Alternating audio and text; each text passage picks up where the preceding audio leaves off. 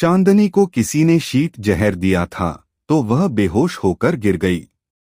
दानेश के पास उस जहर की काट नहीं होने की वजह से उसके पास चांदनी के शरीर को अंदर से गर्म करने का सिर्फ एक ही उपाय बचा था। अगर दानेश उसके साथ नहीं सोया तो वह शीत जहर से जमकर मर जाती। दानेश यह होने नहीं दे सकता था तो दानेश चांदनी के पास अपने कपड़े उतार कर सो गया। दोनों बिना कपड़ों के थे तो दोनों ही उत्तेजित हो गए और जो नहीं करना चाहिए था वही कर बैठे। थोड़ी देर बाद जब चांदनी की हालत में सुधार दिखाई दिया तो दानेश वहां से खड़ा हुआ और चांदनी को उसके कपड़े पहना दिए। काफी देर इंतजार करने के बाद जब चांदनी को होश नहीं आया तो दानेश ने फिर से उसकी नब्ज चेक की। दानेश, अब इसकी हालत नॉर्मल है, अब इसकी जान को कोई खतरा नहीं है, मुझे यहाँ से चलना चाहिए। दानेश ने अपनी स्पिरिचुअल एनर्जी से वहां हवा में चांदनी के लिए एक पत्र लिखा जो चांदनी के पढ़ते ही गायब हो जाएगा। पत्र लिखकर दानेश वहां से चला गया। अब थोड़ी देर में सुबह होने वाली ही थी। योद्धा जो कमजोर थे वो अपनी अपनी छुपने की जगहों पर वापस आ रहे थे। सूरज निकलने से पहले सारी रंगभूमि ऐसी हो गई जैसे कि वहां कोई इंसान ही नहीं हो। दानेश पास में ही वह रही एक नदी के पास गया। उसने अपना मुंह धोया और पानी पीने लगा। तभी उसे पीछे झाड़ियों से किसी के सरसराने की आवाज आई। दानेश ने उधर देखा तो झाड़ियां हल्की हल्की हिल रही थी। दानेश दबे पांव उधर गया। दानेश ने एक साथ झाड़ियों को साइड किया तो किसी की आवाज आई, नहीं नहीं, मुझे मत मारो, प्लीज मुझे मत मारो। मेरे पास जो भी है मैं तुम्हें वो दे दूंगा, पर मुझे मत मारो, मुझे जाने दो प्लीज। यह आवाज एक 20-21 साल के लड़के की थी जो अपने हाथों से अपना मुंह छुपाकर बैठा हुआ था। वह डर की वजह से पूरा कांप रहा था। उसके कपड़े फटे हुए थे, जगह जगह पर खून के निशान थे।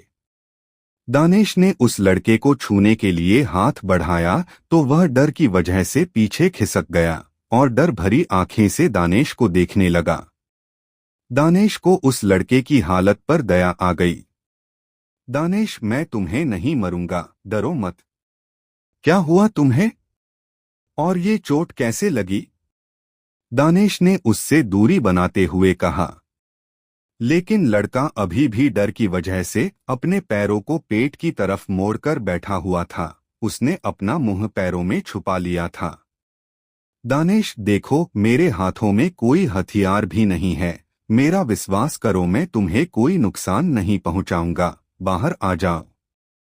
लड़के ने धीरे धीरे चोर निगाहों से दानेश की तरफ देखा। दानेश ने अपने दोनों हाथ ऊपर किए हुए थे। लड़के को दानेश पर थोड़ा भरोसा हुआ। वह डरते हुए झाड़ियों से बाहर आया। बाहर आने में झाड़ी में लगे कांटों की वजह से उसके कपड़े और ज्यादा फट गए। उसने साइड वाले पत्थर पर एक गोली रखी और पीछे हटते हुए बोला, इस पत्थर पर बैठ जाओ, मैं तुम्हारे घावों को भरने में तुम्हारी थोड़ी मदद कर देता हूं। लड़का थोड़ा डरते डरते पत्थर पर जाकर बैठ गया, लेकिन उसे अभी भी डर लग रहा था कि वो उस पर पीछे से हमला ना कर दे। लड़के ने अपनी आंखें बंद की और ध्यान लगाने की कोशिश की। दानेश ने पीछे खड़े होकर अपने दोनों हाथ लड़के की पीठ पर रखे और उसे स्पिरिचुअल एनर्जी देने लगा। लड़के की हालत में धीरे धीरे सुधार आने लगा। थोड़ी ही देर में लड़के के बाहरी घाव भर गए। अंदर के घाव भरने में थोड़ा समय लगता है। दानेश उसके सामने आया और बोला, अब कैसा लग रहा है तुम्हें? लड़का, अब मैं ठीक हूं, आपका बहुत बहुत धन्यवाद। रंगभूमि के इस जंग भरे माहौल में जहां कोई अपने साथी की मदद नहीं कर रहा, वहां आपने मेरी मदद की। आपका नाम क्या है? दानेश, मेरा नाम वीर है। अब बताओ, क्या हुआ था तुम्हारे साथ? तुम्हारे ये हालत कैसे हुई? लड़का थोड़ा देर पहले हुई अपने साथ उस घटना को याद करके डर गया। लड़का उसे याद कर रोने लगा। सब खत्म हो गया, सब के सब मारे गए। उन राक्षसों ने सभी को मार डाला। वो इंसान नहीं हैवान थे, हैवान। लड़का फूट फूट कर रोने लगा। दानेश को इतना तो समझ आ ही गया था कि उसके साथ जो भी हुआ है बहुत खतरनाक हुआ है, जिसकी वजह से ये अभी तक डरा हुआ है। दानेश, आराम से बताओ, क्या खत्म हो गया? किसने किसे मार डाला? कौन हैवान? मुझे कुछ नहीं आया, साफ साफ बताओ। लड़का रोते हुए, मेरा नाम अरुण है, मैं एक जादूगर हूँ। मैं यहाँ अपने कुछ साथियों के साथ आया था यह सोचकर कि मैं उनकी कुछ मदद कर पाऊंगा, लेकिन लड़का इतना ही बोल पाया कि वह फिर से रोने लगा। दूसरी तरफ चांदनी को धीरे धीरे होश आ गया था। उसे अपने शरीर में हल्का हल्का दर्द महसूस हो रहा था। उसे फ्लैशबैक की तरह कुछ धुंधला धुंधला याद आने लगा। उसका गुफा से बाहर जाना, वीर से मिलना, उसे अपने साथ गुफा में लेकर आना, उसका बेहोश होकर गिर जाना। लेकिन उसके आगे क्या हुआ वो उसे याद नहीं आया। वह खड़ी हुई तो उसे कुछ अजीब सा महसूस हुआ। चांदनी ने खुद से कहा, मुझे अब ठंड नहीं लग रही, क्या मेरे शरीर का जहर खत्म हो गया? और मेरा एक लेवल भी बढ़ गया, लेकिन कैसे? चांदनी का लेवल दानेश की दी हुई स्पिरिचुअल एनर्जी की वजह से बढ़ गया था। रात में काफी देर दानेश ने उसे स्पिरिचुअल एनर्जी दी थी। चांदनी का लेवल अप होने ही वाला था। वह अपने लेवल अप के आखिरी स्तर पर थी, जो रात को दानेश की वजह से पूरा हो गया। चांदनी ने अपने कदम आगे बढ़ाए तो उसे दर्द महसूस हुआ, तो उसे समझ आने लगा कि रात में उसके साथ क्या हुआ होगा। चांदनी का चेहरा शर्म से लाल टमाटर हो गया। उसका यह पहली बार था और किस्मत इतनी खराब कि उसे पता भी नहीं चला।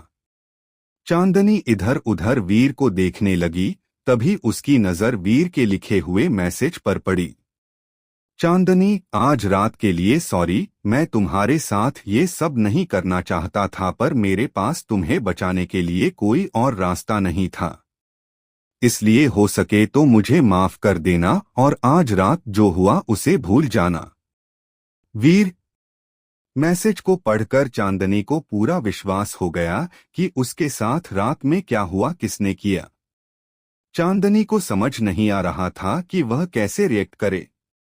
अपनी जान बचने की खुशी मनाए या फिर जो हुआ उसके लिए दुखी हो, सोच सोच कर उसका दिमाग खराब हो रहा था।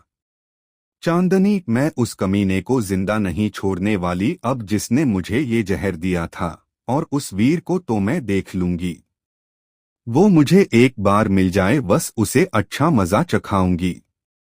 दूसरी तरफ दानेश उस लड़के से जानने की कोशिश कर रहा था कि उसके साथ हुआ क्या था, लेकिन लड़का रोए जा रहा था।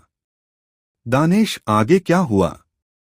लड़का, मेरे एक साथी का नाम अश्विन था, जो हम सभी में सबसे ज्यादा समझदार और ताकतवर था।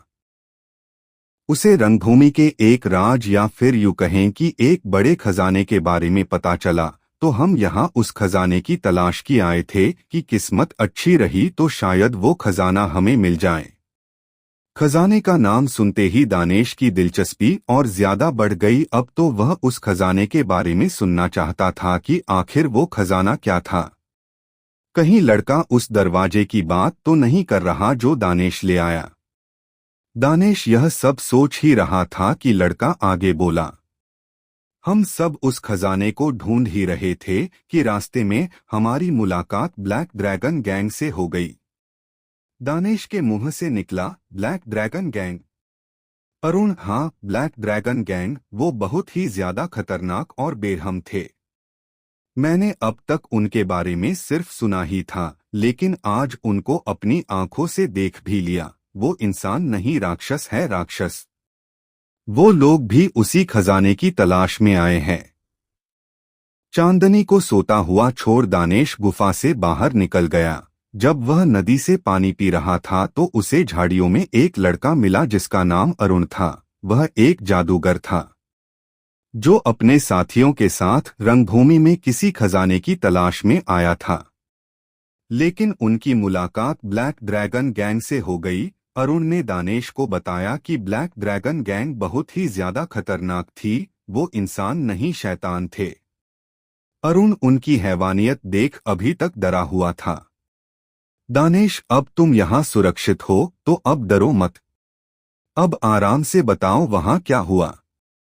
वो कितने खतरनाक थे और तुम लोग किस खजाने की तलाश में आए थे। दानेश खजाने के साथ साथ ब्लैक ड्रैगन गैंग के बारे में जानना चाहता था, क्योंकि अगर उसकी मुलाकात उनसे हो जाए तो वह सावधान रहे। ऊपर से अभी तक दानेश के पास अपना कोई हथियार भी नहीं था, वह बिना हथियार के उनका सामना नहीं कर सकता था। और दूसरी बात, अगर दुश्मन की कमजोरी और खूबियां पहले से पता हो तो उसे हराना आसान हो जाता है। अरुण, मैंने बताया था कि हमारा एक साथी था जिसका नाम आश्विन था।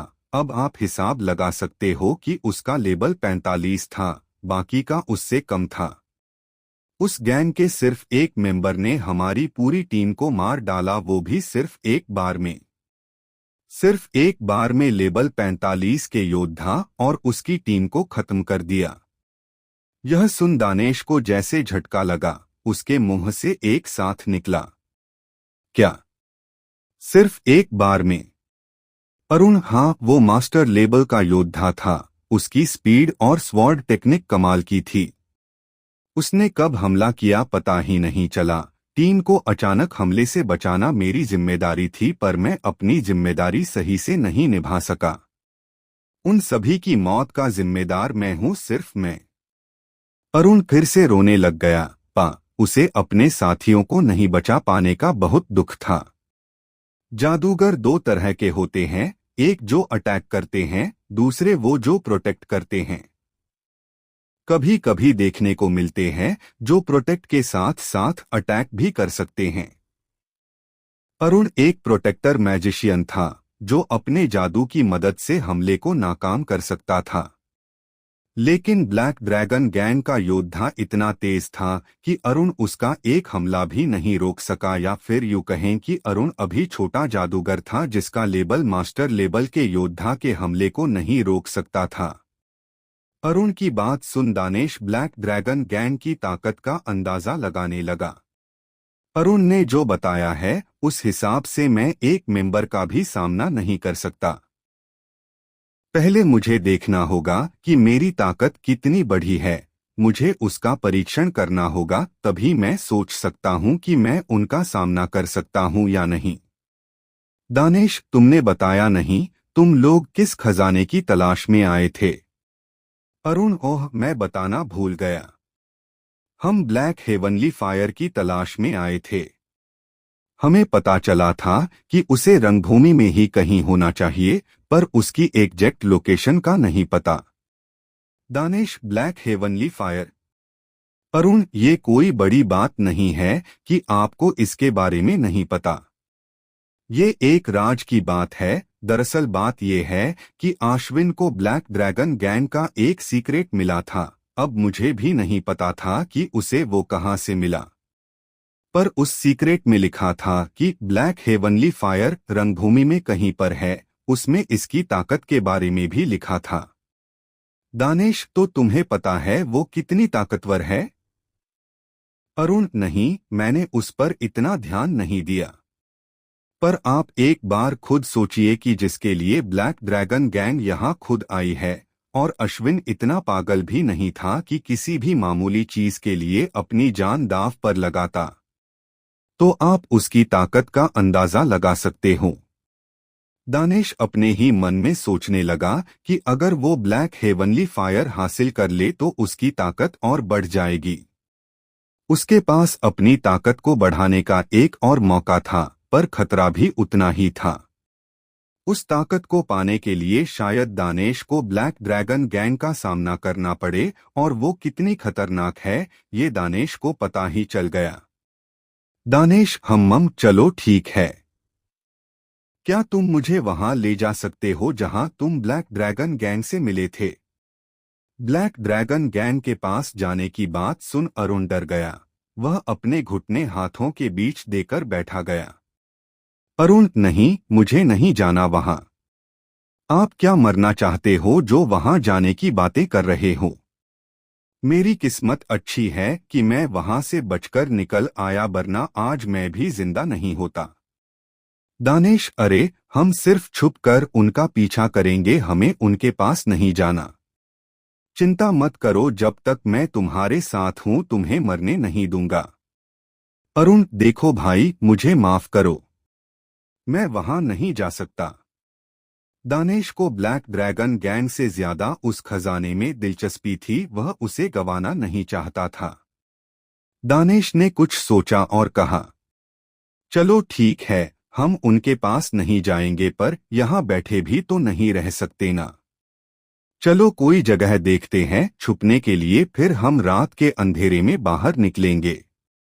ये बात अरुण को सही लगी, क्योंकि नदी के किनारे कोई भी आ सकता है। उन्हें छुपने के लिए कोई सुरक्षित जगह देखनी होगी। अरुण दानेश के साथ सुरक्षित जगह देखने के लिए निकल गया। दूसरी तरफ चांदनी, जिसकी रात बेकार हो गई, आज की रात वो बाहर नहीं जा सकी। उसके अलावा उसके साथ कुछ ऐसा हो गया जो उसने सोचा भी नहीं था। चांदनी को जहर देने वाले के साथ साथ जहर का इलाज करने वाले पर भी गुस्सा आ रहा था। चांदनी, उस वीर की वजह से मेरे पहले ही 5 दिन खराब हो गए और अब एक रात भी। उसे तो मैं नहीं छोड़ने वाली, पर उससे पहले मुझे उन्हें मजा चखाना होगा जिन्होंने मुझे ये जहर दिया है। आज मुझे दिन में बाहर जाना होगा। पता नहीं किस मनहूस घड़ी में उस वीर से मिली थी जो मेरे साथ कुछ भी अच्छा नहीं हो रहा। चांदनी वीर को गाली देते हुए छुपते छुपते गुफा से बाहर निकल गई। वह उसी तरफ जाने लगी जिस तरफ कुछ दिन पहले उसकी लड़ाई 2 लड़कों के साथ हुई थी।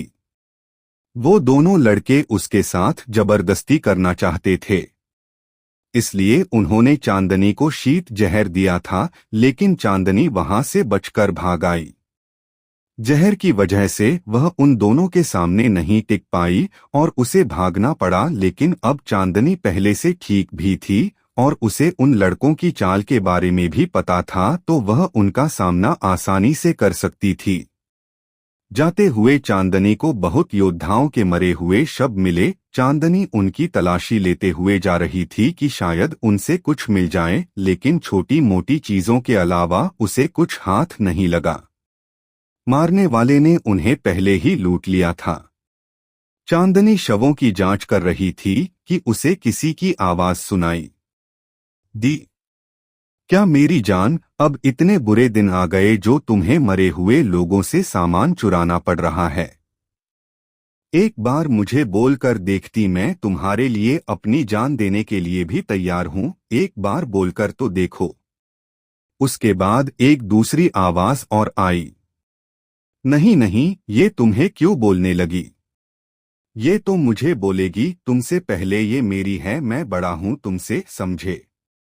चांदनी पहली आवाज को सुनते ही सतर्क हो गई। आवाज को सुनकर ही पता चल गया था कि ये किसकी आवाज थी। ये दोनों वही थे जिन्होंने चांदनी को शीत जहर दिया था। उनकी आवाज सुन चांदनी के चेहरे पर गुस्सा दिखाई देने लगा। पहला लड़का, ठीक है भाई, ये पहले तुम्हारी फिर मेरी, या फिर हम दोनों साथ मिलकर भी इसके मजे ले सकते हैं, सही है ना? आखिर हम भाई हैं। दोनों भाई ठहाके मारकर हंसने लगे। चांदनी ने गुस्से से उन्हें मुड़कर देखा और बोली, आज मैं तुम दोनों को पूरी मस्ती देने वाली हूं, पर मुझे डर है कि तुम दोनों मेरी मस्ती झेल पाओगे या नहीं। चांदनी को सही सलामत देख दोनों चौंक गए। उन्हें चांदनी का चेहरा तो नहीं, लेकिन उसका शरीर, उसकी बनावट, उसकी आंखें, सब कुछ याद था। पहला लड़का, तुम ठीक हो? मरी नहीं अभी तक, लेकिन तुम जिंदा कैसे हो? क्या तुमने? पहला लड़का इतना ही बोल पाया कि दूसरा लड़का बोला, लगता है इसने हम दोनों भाइयों को छोड़ किसी और के साथ रात रंगीन कर ली, तभी ये अब तक जिंदा है। पर कोई बात नहीं, हम पहले नंबर पर नहीं आ सके तो क्या हुआ, दूसरे नंबर पर आ जाएंगे। आखिर तुम चीज भी तो कमाल हो। दूसरा लड़का, भैया, इसने हमारे साथ धोखा किया है, इसने हमें छोड़ किसी और के साथ कर लिया। अब मैं इसके साथ नरमी से पेश नहीं आने वाला, अब ये मेरा रौद्र रूप देखेगी। हाँ, अब ना हम इसके साथ सोएंगे ही नहीं, इसे तड़पा तड़पा कर भी मारेंगे, तभी मेरे दिल को सुकून मिलेगा। चांदनी को उन दोनों की बातें सुन गुस्सा आ रहा था। दोनों भाई बकवास किए जा रहे थे। चांदनी ने अपनी तलवार बाहर निकली और स्वॉर्ड टेक्निक का इस्तेमाल कर बोल रहे लड़के पर हमला कर दिया। चांदनी की तलवार से तलवार की शेप में एक लाइट निकली जो उसकी तरफ बढ़ गई, लेकिन दूसरे लड़के ने फुर्ती दिखाई और अपने भाई के सामने आ गया। उसने अपनी तलवार निकाली और अपनी स्वॉर्ड टेक्निक से चांदनी के वार को निरस्त कर दिया।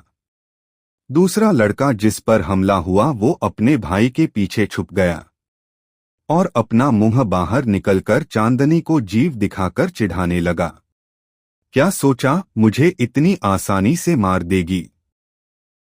लेकिन तुम्हें नहीं पता मेरा भाई बहुत ताकतवर है, इसके होते हुए मुझे कोई मार तो क्या छू भी नहीं सकता। दूसरी तरफ दानिश अरुण के साथ कोई सुरक्षित जगह की तलाश कर रहा था, लेकिन दानिश के दिमाग में कुछ और ही चल रहा था।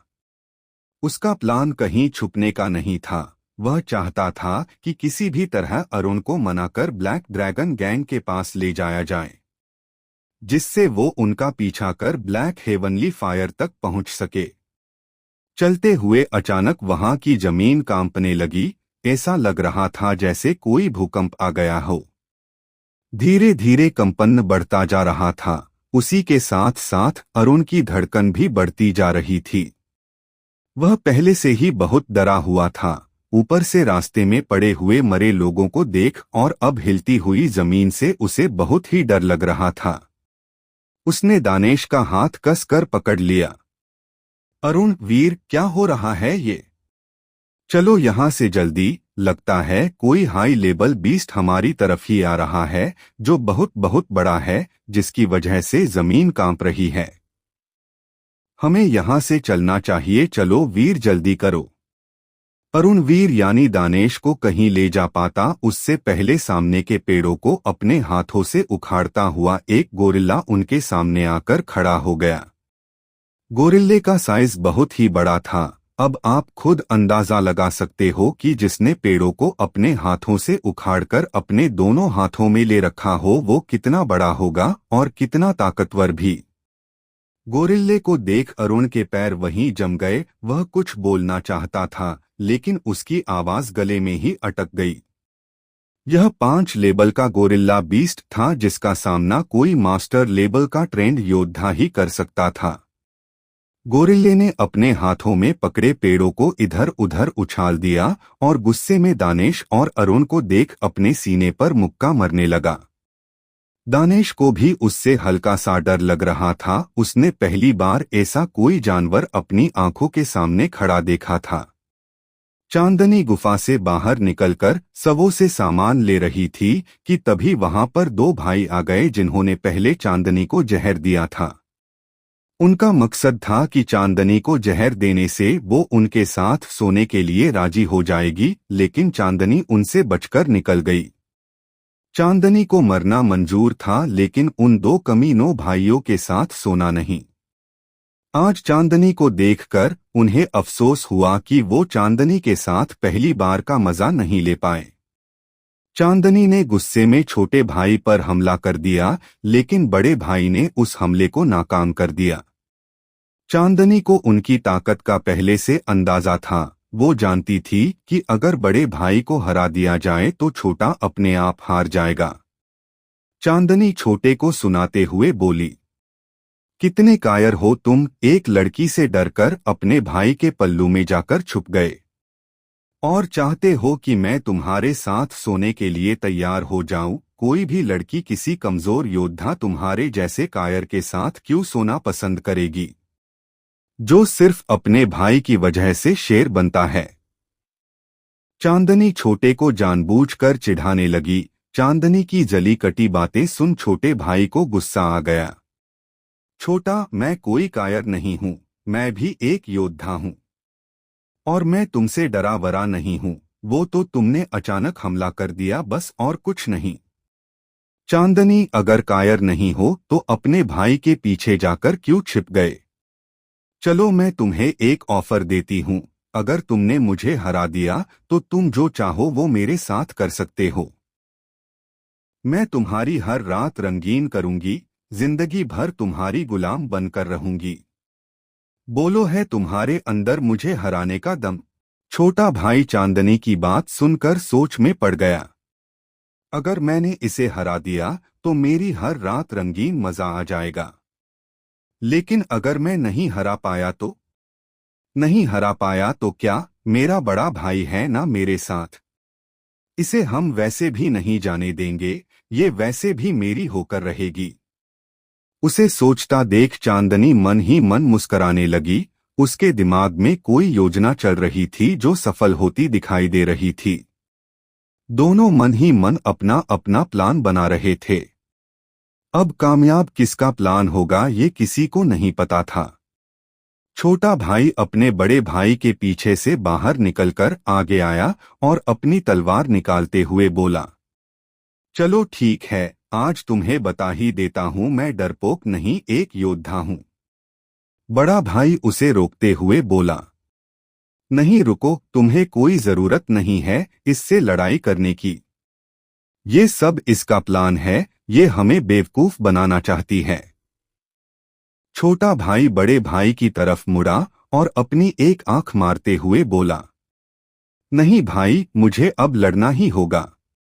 इसने मुझे कायर कहा है, अब मैं अपने बारे में ये सब कैसे सुन सकता हूँ? मुझे अब दिखाना ही होगा कि मैं किसी से कम नहीं हूँ, मैं भी एक योद्धा हूँ। छोटे भाई के आंख मारने का मतलब बड़ा भाई समझ गया था। उसका मतलब था कि अगर वो उसे हरा नहीं पाए तो बड़ा भाई लड़ाई के बीच में आ जाए। दोनों भाइयों ने इशारे ही इशारों में बात कर ली। बड़ा भाई, अब तुम कह रहे हो तो मान लेता हूं। वैसे तुम्हें इससे लड़कर अपने आप को साबित करने की कोई जरूरत नहीं थी, पर तुम चाहते हो तो लड़ो और इसे अच्छा सबक सिखाना। छोटा भाई, मेरी भावनाओं को समझने के लिए थैंक यू। छोटा अपनी तलवार लेकर लड़ने को पोजीशन में खड़ा हो गया। आए दूसरी तरफ दानेश और अरुण उस बड़े गोरिल्ले के सामने खड़े थे। अरुण की हालत तो बिल्कुल खराब हो चुकी थी। गोरिल्ला उन्हें देख गुस्से में अपना सीना अपने दोनों हाथों से पीटने लगा। गोरिल्ले की आंखें सुर्ख लाल थी, जैसे कि उसकी आंखों में कोई आग जल रही हो। उसने अचानक जमीन में मुक्के मारने शुरू किए और दानेश और अरुण की तरफ हमला करने के लिए दौड़ पड़ा। अरुण उसे आता देख घबरा गया और नीचे जमीन पर गिर पड़ा। दानेश ने गोरिल्ले के हमले करने से पहले जल्दी से अरुण की शर्ट का कॉलर पकड़ा और उसे लेकर उड़ गया। गोरिल्ले का वार जमीन पर जाकर लगा। अपना वार खाली जाता देख गोरिल्ले को और तेज गुस्सा आ गया। दानेश अरुण को लेकर दूसरी तरफे उड़ गया। गोरिल्ला भी उनका पीछा करने लगा। गोरिल्ले की भागने की स्पीड बहुत तेज थी। वह वार वार दानेश और अरुण के बहुत करीब आ जाता और उन पर अपने हाथों से वार करता, लेकिन दानेश उसी समय अपनी दिशा बदल लेता और गोरिल्ले का वार खाली चला जाता। अरुण की आंखें बंद थी। जब गोरिल्ले ने उस पर हमला किया तो उसी समय उसकी आंखें बंद हो गई। जब उसने अपनी आंखें खोली तो अरुण को विश्वास नहीं हुआ कि वो बच गया। वह अभी भी सदमे में था। थोड़ी देर बाद दानेश के बार बार दिशा चेंज करने से उसे झटके लगे तो उसे थोड़ा होश आया। उसे यकीन नहीं हुआ कि वीर बिना किसी सहारे के उड़ रहा था। कम लेवल के योद्धा अपनी तलवार का सहारा लेकर उड़ते थे, लेकिन दानेश बिना किसी सपोर्ट के हवा में आसानी से उड़ रहा था। उसे इतना विश्वास तो हो गया कि वीर का लेवल काफी ऊंचा था, वो लगभग मास्टर लेवल के बराबर होगा। लेकिन असल में उसका लेवल 15 था। ये तो दानव लोमड़ी की शक्तियों का कमाल था जो दानेश उड़ पा रहा था। अरुण ने सोचा कि जब वीर उसे बचाने के लिए अपनी जान जोखिम में डाल रहा है, वरना वीर अकेला आसानी से गोरिल्ले से बचकर निकल सकता है। तो मुझे भी वीर की मदद करनी चाहिए। पर कैसे? उसे कोई भी अटैक करने का जादू नहीं आता था। वो एक प्रोटेक्टर जादूगर था और इतना बड़ा भी नहीं था कि एक 5 लेवल बीस्ट के अटैक को रोक सके। उसे समझ नहीं आ रहा था कि वह किस तरह से वीर की मदद करे। अरुण ने जल्दी से दोनों के चारों ओर एक कवच बनाया। हालांकि उसका कवच इतना मजबूत नहीं था कि वो गोरिल्ले का हमला रोक सके, पर इतना जरूर था कि वो उन्हें ज्यादा चोट लगने से बचा सकता था। कवच को देख दानेश मुस्कराने लगा। दानेश यही तो चाहता था कि अरुण उस पर विश्वास करे। अरुण को यह भरोसा हो जाए कि दानेश अपनी जान पर खेल कर भी उसकी जान बचाएगा। दूसरी तरफ चांदनी और उस लड़के के बीच फाइट शुरू हो गई थी। दोनों अपनी अपनी स्वॉर्ड टेक्निक का इस्तेमाल कर रहे थे। लड़का, जिसे स्लैश तकनीक में महारत हासिल थी, स्लैश तकनीक में तलवार को हवा में घुमाते हैं, जिसकी वजह से एक तलवार की आभा निकलती है जो सामने वाले पर वार करती है। जब भी लड़का अपनी स्लैश तकनीक का इस्तेमाल करता, चांदनी कभी उसके ऊपर कूद जाती तो कभी साइड होकर अपना बचाव करती। 11। अचानक चांदनी रुक गई और बोली, बहुत हो गया बच्चों का खेल, अब मेरा वार संभालो। चांदनी अपनी तलवार को ऊपर हवा में उठाती है। आसपास हवा बहुत तेज चलने लगती है। चांदनी की तलवार में स्पिरिचुअल एनर्जी प्रवेश करने लगी। चांदनी की तलवार धीरे धीरे तेज चमकने लगी। उसकी चमक बढ़ती जा रही थी। छोटे भाई को तो समझ ही नहीं आ रहा था कि चांदनी किस तकनीक का इस्तेमाल करने जा रही थी, लेकिन बड़े भाई के चेहरे की टेंशन देख साफ बताया जा सकता था कि वो चांदनी की इस तकनीक के बारे में जानता था। बड़ा भाई खुद से ही बोला, क्या ये 1000 तकनीक का इस्तेमाल करने जा रही है? लेकिन ये कैसे हो सकता है? इस तकनीक को अभी तक मैं पूरी तरह से नहीं सीख पाया। इस लड़की ने कैसे सीख ली, वो भी इतने कम लेवल पर। छोटा इस तकनीक के बार को नहीं रोक पाएगा। अब मुझे ही कुछ करना होगा, नहीं तो। बड़ा भाई इतना सोच छोटे भाई के सामने आकर खड़ा हो गया और अपनी तलवार हाथ लेकर एक मंत्र पढ़ने लगा। छोटे को समझ ही नहीं आया आखिर यहाँ चल क्या रहा था। क्या चांदनी की तकनीक इतनी खतरनाक है कि बड़े भाई को बीच में आना पड़ा। चांदनी ने अपनी तलवार ऊपर उठाई और जोर से कहा, 1000 स्वॉर्ड तकनीक। उसके इतना कहते ही हवा में एक साथ 1000 तलवारें दिखाई देने लगी। उन सभी तलवारों का निशाना छोटा भाई और बड़ा भाई था। इतनी तलवारों को एक साथ अपनी कर पॉइंट किए देख छोटा भाई डर गया और डर की वजह से नीचे जा गिरा। उसके मुंह से निकला, इतनी तलवारें, वो भी एक साथ। चांदनी ने अपने हाथ की तलवार की नोक उन दोनों की तरफ कर दी। उसके तलवार को उनकी तरफ करते ही सभी तलवार दोनों भाइयों की तरफ बढ़ने लगी। बड़ा भाई जो अभी तक मंत्र बोल रहा था, उसने तलवारों को अपनी तरफ आते देखा जो हवा की तेजी से उनकी तरफ उनका शरीर छलनी करने के लिए बढ़ी जा रही थी। उसने अपने मंत्र बोलने की स्पीड तेज कर दी। जब चांदनी की तलवारें उनके पास आने वाली ही थी कि बड़े भाई ने अपनी तलवार ऊपर की और जोर से कहा, ड्रैगन शील्ड। उसके बोलते ही उनके चारों तरफ एक कवच बन गया। चांदनी की तलवारें उस कवच से टकराने लगी और टकराकर नीचे गिरने लगी। चांदनी की तलवारें उस कवच पर एक के बाद हमला किए जा रही थी और नीचे गिरती जा रही थी। धीरे धीरे कवच कमजोर होने लगा, उसमें दरार आने लगी। ऊपर से आ रही तलवारों का प्रेशर इतना था कि उसकी वजह से बड़े भाई ने अपने घुटने टेक लिए, लेकिन उसने अपनी तलवार ऊपर ही खड़ी रखी। अभी उसके कवच ने जान बाकी थी, वह इतनी जल्दी हार नहीं मान सकता था। वह जोर लगाकर अपने पैरों पर चिल्लाते हुए खड़े होने लगा। गिरती तलवारों का प्रेशर और बढ़ने लगा। बड़े भाई के मुंह से खून निकलने लगा, लेकिन वो हार मानने को तैयार नहीं था। एक तेज दहाड़ के साथ उसने अपनी तलवार पूरी ऊपर कर दी और मुंह से खून की उल्टी करते हुए सीधा खड़ा हो गया। अचानक पूरा कवच टूट गया, लेकिन कवच के टूटने से निकली ऊर्जा की वजह से नीचे आ रही तलवारों का निशाना चूक गया। बाकी बची हुई तलवारें इधर उधर जाकर गिर गई। बड़ा भाई अपनी तलवार को नीचे रख उसके सहारे से खड़ा था और अपने मुंह पर आए खून को अपने एक हाथ से पोंछ चांदनी की तरफ मुस्कुराते हुए बोला, क्या तुम्हारे पास कोई और तकनीक भी है, क्योंकि तुम्हारी ये तकनीक तो नाकाम हो गई।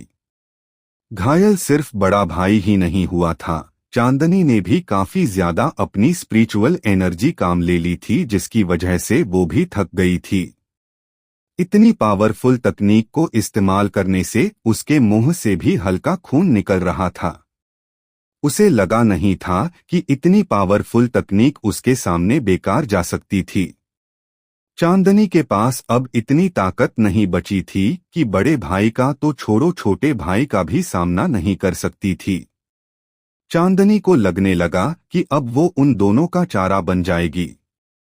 चांदनी को अपने बचने की कोई उम्मीद दिखाई नहीं दे रही थी। छोटा भाई हंसते हुए खड़ा हुआ और बोला, वाह भाई, आप कमाल हो। आपकी ताकत का कोई जवाब नहीं। एक बार के लिए तो मुझे लगा कि मैं जिंदा नहीं रहूंगा, पर आप सच में बहुत ताकतवर हो भाई। छोटा भाई चांदनी की तरफ देखने लगा और बोला, मेरी जान, अब तैयार होना मेरे पास आने के लिए।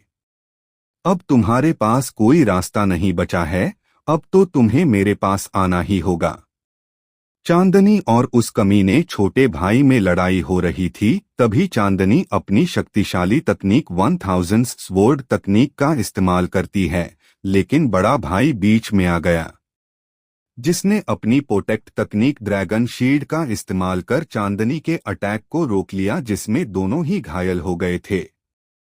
बड़ा भाई अपनी तलवार के सहारे खड़ा हुआ था तो चांदनी के पत्थर का सहारा लिए खड़ी थी। छोटा भाई खड़ा होकर चांदनी से बोला, मेरी जान, अब सब्र नहीं हो रहा। चलो कहीं चलकर जिंदगी के मजे लेते हैं। अब तुम हार चुकी हो। तुम में इतनी ताकत नहीं कि हमारा विरोध भी कर सको। अब चुपचाप अपने आप को हमारे हवाले कर दो। छोटा भाई बोलते हुए चांदनी की तरफ बढ़ने लगा। चांदनी उसे गुस्से से घूर रही थी। चांदनी ने फिर से अपनी तलवार उठा ली। वो इतनी जल्दी हार नहीं मानना चाहती थी। अपने मुंह से निकलते खून को पोंछती हुई लड़खड़ाते हुए कदमों से छोटे भाई की तरफ बढ़ने लगी। छोटा, अरे तुम तो बहुत जिद्दी हो, अब भी हार नहीं मान रही। वैसे मुझे जिद्दी लड़कियां बहुत पसंद है, उनके साथ बिस्तर में जबरदस्ती करने में और भी ज्यादा मजा आता है। उसकी बातें सुन चांदनी को गुस्सा आ रहा था। वह अपनी तलवार छोटे की तरफ गुस्से में चलाने लगी, लेकिन अब ना तो उसकी तलवार में पहले जैसी फुर्ती थी और ना ही उतना दम। चांदनी के वार को छोटा आसानी से नाकाम कर रहा था, साथ ही उसके ऊपर हंस भी रहा था। एक छोटा, अब लड़ने का कोई फायदा नहीं है मेरी जान, अब खुद को क्यों तकलीफ दे रही हो। फेंक दो ये तलवार और आ जाओ मेरी बाहों में। मेरी बाहों में तुम्हें सुकून मिलेगा। आ जाओ, अब मत तलपाओ। चांदनी अपनी तलवार घुमाते हुए, मैं मरना पसंद करूंगी, पर तुझ जैसे के साथ कभी सोना पसंद नहीं करूंगी, समझे। चांदनी को लगा कि अब उसका जीतना या यहाँ से बचकर जाना नामुमकिन है, तो उसने खुद को वहीं मारने की सोची। उसने अपनी तलवार उठाई और खुद के गले की तरफ चला दी। छोटे को जैसे पहले से पता था ऐसा होने वाला है, उसने बीच में ही चांदनी को तलवार को पकड़ लिया और उसके झटके के साथ खींचा, जिससे तलवार चांदनी के हाथ से छूट गई और चांदनी छोटे के सीने से जा लगी। छोटे ने उसे घुमाया और पीछे से एक हाथ गर्दन पर और दूसरा हाथ कमर पर रख पकड़ लिया। चांदनी के वालों में अपना मुंह देकर लंबी सांस लेते हुए बोला ना मेरी जान, अब तुम्हारी जान मेरी जान है। तुम अपनी मर्जी से मर भी नहीं सकती। अब तुम्हें मरने के लिए भी मारी इजाजत लेनी होगी, और मैं तुम्हें इतनी आसानी से मरने नहीं दे सकता। तुमने मुझे बहुत तड़पाया है, अब तुम बिना तड़पे मरना चाहती हो, ऐसा नहीं हो सकता। चांदनी उसकी गिरफ्त से बाहर निकलने की नाकाम कोशिश करने लगी। अब चांदनी में इतनी ताकत नहीं थी कि वो कुछ कर सके। चांदनी खुद को छुड़ाते हुए बोली, कमीने छोड़ दे मुझे, तुझे मार डालूंगा मैं, कमीने जाने दे मुझे। छोटा, अरे मुझे छोड़कर कहाँ जाएगी, अभी तक तो मैंने तेरा चेहरा भी नहीं देखा, कम से कम अपने सुंदर से चेहरे का दीदार ही करा दे 11। बोलकर वह चांदनी के मुंह से मास्क हटाने लगा, पर चांदनी ने उसे हटाने नहीं दिया। थोड़ी दूर बैठा बड़ा भाई अपने भाई और चांदनी को देख रहा था। उसे अभी आराम की जरूरत थी, वो बहुत ही ज्यादा घायल हो चुका था। उसने अपनी स्पेस रिंग से जादुई गोली निकाली और निगल गया, और अपनी आंखें बंद कर स्पिरिचुअल एनर्जी एब्जॉर्ब करने लगा। छोटा, ओह लगता है तुम्हें उसके पास जाना है जिसके साथ तूने अपनी जान बचाने के लिए रात बिताई थी। तू सिर्फ उसे ही अपना चेहरा दिखाएगी क्या? पर एक बात तो बताओ, उसमें ऐसा क्या था जो मुझ में नहीं है? मैं भी तो सुंदर हूँ, ताकतवर भी हूँ। छोटे ने वीर का जिक्र छेड़ दिया था। चांदनी वीर के बारे में सोचने लगी। काश वीर यहाँ होता, अगर वो सुबह मुझे छोड़कर ना गया होता तो ऐसा नहीं होता। कहाँ हो तुम वीर, अलविदा, अब शायद हम कभी ना मिलें। चांदनी अपनी आंखें बंद कर वीर के बारे में सोचने लगी। उसकी आंखों से आंसू आ गए। उसने सोच लिया कि अब मरना ही उसके लिए एक रास्ता है। चांदनी की स्पेस रिंग में एक खंजर रखा हुआ था। चांदनी ने सोचा कि वो चुपके से खंजर निकलेगी और अपना गला काट देगी। उसने धीरे धीरे अपनी आंखें खोली। वो अपनी स्पेस रिंग से खंजर निकालने वाली ही थी कि उसे सामने से कोई आसमान से अपनी तरफ आता हुआ दिखाई दिया। कुछ ही पलों में उसका चेहरा भी दिखाई देने लगा। उसे देख चांदनी के मुंह से निकला, वीर। वीर को देख उसके चेहरे पर ना जाने क्यों मुस्कान आ गई। दरअसल वीर गोरिल्ले से बचते बचाते बार बार अपनी दिखा चेंज कर रहा था। किस्मत से वह चांदनी की तरफ ही आ गया। वीर की नजर पहले से काफी तेज हो गई थी। उसने दूर से ही चांदनी को पहचान लिया था। उसे लगा जैसे चांदनी किसी मुसीबत में है, तो वह उसकी मदद करने के लिए उसकी तरफ आ गया। चांदनी के मुंह से वीर का नाम सुन छोटा बोला, ओह, तो उसका नाम वीर है। पर अफसोस, अब तू उससे कभी नहीं मिल पाएगी। अब तेरा वीर मैं ही हूँ, भूल जा अब अपने वीर को। चांदनी मुस्कराते हुए बोली, अवे गधे, वो देख, मेरा वीर खुद आ रहा है मुझे बचाने के लिए। छोटे ने सामने आसमान की तरफ देखा तो उस तरफ से एक लड़का उड़ता हुआ आ रहा था, जिसके हाथ में कुछ लगा हुआ था। वो कोई सामान नहीं, अरुण ही था। वीर को अपनी तरफ उड़ता हुआ आता देख छोटा डर गया। उसने वीर के उड़ने की गति से उसके लेवल का अंदाजा लगा लिया। उसकी गति किसी मास्टर लेवल के योद्धा के बराबर थी। छोटा अपने भाई को आवाज लगाते हुए बोला, भाई जल्दी करो, कोई हमारी तरफ आ रहा है। ये शायद इस लड़की को बचाने के लिए आ रहा है।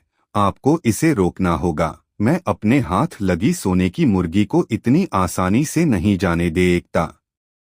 भाई सुन रहे हो ना, भाई जल्दी आओ।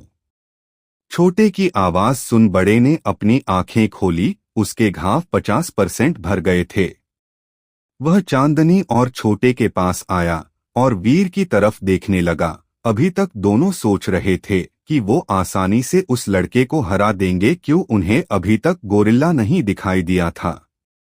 लेकिन जब कुछ पलों के बाद वीर के पीछे से आता हुआ गुस्से से भरा हुआ साइज में बहुत बड़ा गोरिल्ला दिखाई दिया तो चांदनी समेत वो दोनों डर गए। उनकी जान हलक में आ गई। उस गोरिल्ले को देख छोटे ने चांदनी को छोड़ा और भागते हुए बोला, भाई भागो यहाँ से, मुझे नहीं चाहिए ये लड़की। मुझे इस लड़की के चक्कर में अपनी जान नहीं गंवानी, भागो। छोटा डर कर पीछे की तरफ भाग गया। उसके पीछे पीछे बड़ा भी भाग निकला। चांदनी वहां पर अपने घुटनों के बल बैठ गई। उसमें इतनी ताकत नहीं थी वो वहां से भाग सके। चांदनी, क्या धमाकेदार एंट्री ली है मेरे शेर, पर ये वीर सच में बहुत बड़ी मुसीबत है। पहली नजर में देख लगा कि जैसे ये मुझे बचाने आ रहा था, लेकिन ये तो अपने साथ मुसीबत ला रहा है। मुसीबत नहीं, मुसीबत में बाप ला रहा है। हे भगवान, तूने इस आदमी को मेरी जिंदगी में भेजा ही क्यों? अगर भेजा भी तो कम से कम अच्छी किस्मत भेज देते। एक तो ये खुद पनौती और ऊपर से अपने साथ पनौती का पहाड़ ला रहा है। चांदनी को लगा जैसे अब वो नहीं बचने वाली थी। उसने अपनी आंखें बंद कर ली और अपनी मौत का इंतजार करने लगी। उसे ये मौत उस कमीने के साथ सोने से ज्यादा अच्छी लग रही थी। लेकिन वीर उड़ता हुआ चांदनी के पास आया और उसे अपनी बाह में कमर से पकड़कर फिर से ऊपर उड़ गया। चांदनी ने अपनी आंखें खोली तो वो हवा में वीर की बाह में थी। वीर के दूसरे हाथ में अरुण लटका हुआ था। वीर दोनों को लेकर उड़ा जा रहा था। वीर का मुंह चांदनी के मुंह के बिल्कुल करीब था। चांदनी को वीर की सांसें साफ सुनाई दे रही थी। उसका एक हाथ वीर के सीने पर रखा हुआ था, दूसरा उसकी पीठ पर। उसे अचानक पिछली रात की घटना याद आ गई तो वह गुस्से में वीर को घूरते हुए बोली, तुमने अच्छा नहीं किया मेरे साथ। मैं तुम्हें छोड़ूंगी नहीं, मार डालूंगी तुम्हें। बोलकर चांदनी अपने शक्तिहीन हाथों से वीर के सीने पर मारने लगी। हवा में झूलते हुए अरुण को यह बात थोड़ी अजीब लगी। एक तो वीर ने अभी उसकी जान बचाई, लेकिन ये लड़की वीर का शुक्रिया करने की बजाय उसे मारने की धमकी दे रही थी। वीर यानी दानेश उसे सिर्फ घूर कर देख रहा था। अरुण, ओए पागल लड़की, एक तो भाई ने अभी तुम्हारी जान बचाई है और तुम उन्हें ही मारने की धमकी दे रही हो। ये कौन सी बात हुई भला? चांदनी ने अरुण की तरफ ठंडी निगाहों से देखा और बोली, पागल होगा तू, पागल होगा तेरा पूरा खानदान। मैं कोई पागल वागल नहीं हूं, मैं तो चोरनी हूं, चांदनी चोरनी। अरुण हैन, चांदनी चोरनी। बोलकर अरुण अपना सिर खुजाने लगा। चांदनी, तुम ये किस चपड़ गंजू को अपने साथ लिए घूम रहे हो? तुम्हें कुछ और नहीं मिला क्या जो इसे ही उठा लिया? अपने लिए चपड़ गंजू सुन अरुण भी भड़क गया। इससे पहले वो कुछ बोलता उन दोनों को झटका लगा। वीर ने गोरिल्ले के वार से बचने के लिए फिर से दिशा चेंज की थी। अपनी बहस के चक्कर में वो दोनों भूल गए थे कि उनके पीछे बहुत बड़ी मुसीबत लगी है। वीर, तुम दोनों अपना मुंह बंद करो, नहीं तो मैं तुम दोनों अभी के अभी नीचे फेंक दूंगा। जब गोरिल्ला तुम्हें खा जाए तो उसके पेट जाकर बकवास करना फिर। चांदनी को छोटे ने पकड़ लिया था। चांदनी खुद को छुड़ाने की नाकाम कोशिश करती है, तभी वहां पर दानेश आता हुआ दिखाई दिया। छोटा अपने भाई को बुला लेता है, लेकिन तभी दानेश के पीछे आता हुआ गुस्से से भरा गोरिल्ला दिखाई दिया। उसे देख छोटा डरकर चांदनी को छोड़ वहां से भाग गया। उसे चांदनी से ज्यादा अपनी जान प्यारी थी। उसके साथ उसका बड़ा भाई भी भाग लिया। चांदनी जो आंखें बंद कर अपनी मौत का इंतजार कर रही थी, उसे वीर अपनी बाहों में लेकर उड़ गया। उसके एक हाथ की बाह में चांदनी और दूसरे हाथ में अरुण लटका हुआ था। सीने से चिपकी चांदनी की खुशबू से अचानक दानेश को पिछली रात याद आ गई। चांदनी का वो सुंदर चेहरा, उसका नाजुक शरीर उसकी आंखों के सामने घूमने लगा। तभी दानेश ने अचानक अपना सिर झटका और खुद से बोला, फोकस दानेश, फोकस, अभी ये सही वक्त नहीं है ये सब सोचने का। 11 हवा में लटके अरुण और चांदनी फिर से बहस करने लगे। तभी दानेश बोला, तुम दोनों अपनी बकवास बंद करो, नहीं तो तुम्हें अभी नीचे फेंक दूंगा। जब गोरिल्ला तुम्हें निगल जाए तब उसके पेट में बहस करते रहना। दानेश की बात सुन दोनों चुप हो गए। तुम्हें दिखता नहीं है क्या ये बहस करने का समय है? तुम दोनों बाद में लड़ लेना, अभी ये सोचो कि इसका क्या किया जाए, जो मुसीबत अभी हमारे पीछे पड़ी है। चांदनी को एक आइडिया आया। मेरे पास एक आइडिया है। वीर, तो कब बोलोगे, जब हम मर जाएंगे? अगर कोई आइडिया है तो बताओ हमें जल्दी।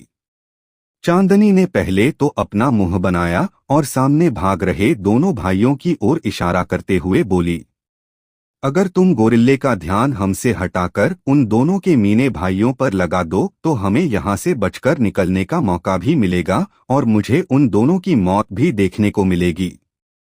उन्हें देख दानेश के मन में सवाल आया। उसने पूछा, क्या ये दोनों वही है जिन्होंने तुम्हें जहर दिया था? जहर का नाम सुन चांदनी को भी पिछली रात याद आई तो उसके गाल लाल होने लगे। हालांकि उसने मास्क पहना था तो दानेश को वो दिखाई नहीं दिए। चांदनी दानेश से अपनी नजर चुराते हुए बोली, हाँ, ये वही है। ये दोनों आज बचकर नहीं जाने चाहिए। अगर ये बच गए तो किसी और के साथ भी ऐसा करेंगे। इन्हें यूं ही नहीं छोड़ सकते। दानेश, ठीक है, मैं कोशिश करता हूं। दानेश ने अपनी रफ्तार थोड़ी तेज की और उन दोनों भाइयों की तरफ जाने लगा। गोरिल्ला उसके पीछे पीछे आ रहा था। जब छोटे बड़े भाई ने देखा कि चांदनी उस गोरिल्ले की उनकी ही तरफ ला रही है तो उनकी जान हलक में आ गई। छोटा भाई, ये लड़की तो हमें मारना चाहती है। ये जानबूझकर उस राक्षस को हमारी तरफ ला रही है। कुछ करो भाई, नहीं तो हम मारे जाएंगे। बड़ा भाई, तुम भागते रहो, मैं अभी कुछ नहीं कर सकता। मेरी अभी पूरी ताकत वापस नहीं आई है। तुम ऐसे ही भागते रहो, रुकना मत, भागो। बड़े की बात सुन छोटे को निराशा हुई। उसे अब अफसोस हो रहा था कि उसने चांदनी को मर जाने दिया होता या फिर उसके चक्कर में फंसता ही नहीं। आज उसकी जान यूं खतरे में ना होती। छोटा अपनी पूरी दम लगाकर भागे जा रहा था। दानेश धीरे धीरे उनके करीब आने लगा। चांदनी के चेहरे पर संतुष्टि के भाव नजर आ रहे थे। उसका बदला जो पूरा होने वाला था, जो इंसान उसे तड़पा तड़पा कर मारने की बातें कर रहा था, अब वही इंसान चांदनी की आंखों के सामने अपनी मौत से दुम दबाकर भाग रहा था। चांदनी, वीर, थोड़ा और पास और पास। चांदनी की बात सुन अरुण सोचने लगा, क्या सच में ये लड़की पागल है? इसे दिखता नहीं है क्या भाई ने हम दोनों को गोद में उठा रखा है और उनसे और तेज उड़ने को बोल रही है? अरुण उसकी तरफ तिरछी निगाहों से देखने लगा। उसकी आंखों को चांदनी ने देख लिया। उसने इशारों में ही पूछा, क्या है? मुझे क्यों देख रहा है? अरुण ने नामे गर्दन हिलाई और आगे देखने लगा। वीर ने अपनी सारी ताकत लगा दी, लेकिन वो उन तक नहीं पहुंच पा रहा था। उसके साथ इतना वजन जो था, उन्हें लेकर वो किसी से कैसे आगे निकलता। चांदनी ने अपनी स्पेस रिंग से अपना खंजर निकाला और सोचने लगी, किस्मत का खेल देखो, थोड़ी देर पहले मैं खुद इस खंजर से खुद को मारने वाली थी, लेकिन अब यही खंजर तेरी मौत का कारण बनेगा कमीने। भाग, कितना भाग सकता है, भाग। वीर, बस थोड़ा और करीब, बस थोड़ा सा। वीर थोड़ा सा करीब लेकर गया। चांदनी ने अपने खंजर का निशाना लगाया और छोटे भाई की तरफ चला दिया। खंजर सीधा उसके पैर में जाकर लगा। खंजर के लगते ही छोटा भाई चीखते हुए वहां पर गिर गया। उसके गिरते ही चांदनी के मन को जैसे ठंडक मिल गई। चांदनी, अब साला कमीना अपने कर्मों की सजा भुगतेगा। तेरे साथ ऐसा ही होना चाहिए, अब मर कुत्ते। छोटे की आवाज सुनकर बड़ा भाई भी रुक गया। उसे अपने छोटे भाई से बहुत लगाव था, वह उसे अकेला मरने के लिए नहीं छोड़ सकता था। बड़ा भाई पीछे मुड़कर छोटे के पास पहुंचा कि इतने में गोरिल्ला वहां आ गया। गोरिल्ला अपने सामने दो इंसानों को देख वहीं रुक गया। वीर चांदनी और अरुण को लेकर आगे निकल गया। अब गोरिल्ला उनका पीछा नहीं कर रहा था। उसकी निगाहें छोटे और बड़े भाई पर जम गई थी। चांदनी, वीर, रुको रुको, मुझे इसकी मौत अपनी आंखों के सामने देखनी है, प्लीज। वीर कुछ बोलता इससे पहले अरुण बोल पड़ा, और हमारी मौत भी अपनी आंखों से देख लेना, फिर मिल जाएगा आपको सुकून मोहतरमा जी। चांदनी थोड़ा झेंपते हुए बोली। वीर को तो नहीं, लेकिन तुम्हें जरूर देखना है मुझे अपनी आंखों के सामने मरते हुए। अरुण, इससे पहले मैं तुम्हें मार दूंगा, पागल कहीं की। चांदनी, तुम्हें पहले भी बोला है, मैं कोई पागल नहीं हूं। तुम पागल, तुम्हारा पूरा खानदान पागल, समझे? मुझे आज के बाद पागल मत बोलना, वरना तुम्हारा खून पी जाऊंगी। दानेश का दिमाग उन दोनों की बकवास सुनकर खराब हो गया।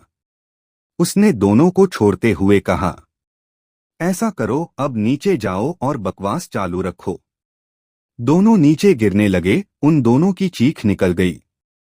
उन्हें लगा जैसे आज उनकी मौत उन दोनों भाइयों से पहले होने वाली है, लेकिन ये क्या, कुछ ही पल में वो दोनों जमीन पर आ गिरे। दोनों ने अपनी आंखें कसकर बंद की हुई थी।